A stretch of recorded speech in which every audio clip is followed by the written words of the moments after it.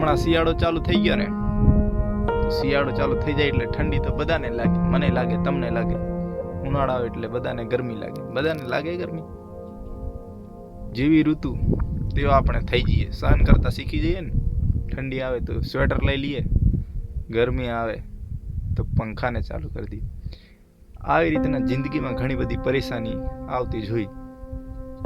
એની સામે આપણે લડતા શીખી લેવાનું. લડતા શીખી લઈશું ને તો જિંદગીમાં આગળ વધતા વાર ના લાગે. એટલે શું કરવાનું ખબર? મેં હમણાં બેઠો છું શાંતિથી. તમે મને જોતા હશે, સાંભળતા હશે, કંઈ વાંધો નહીં, સાંભળો. જરૂર લાગે તો કોમેન્ટ કરજો. અને અહીંયા બેઠો શું કરું, કંઈ ને કંઈ વિડીયો બનાવીને તમને મોકલું, મારા વિચારો તમને શેર કરું. તમને ગમે તમે એક્સેપ્ટ કરજો, નહીં ગમે તો છોડીને જવા માટે તમને છૂટ આપું છું. કારણ કે આ હિમાલયના દાદા ઉપર છું મેં.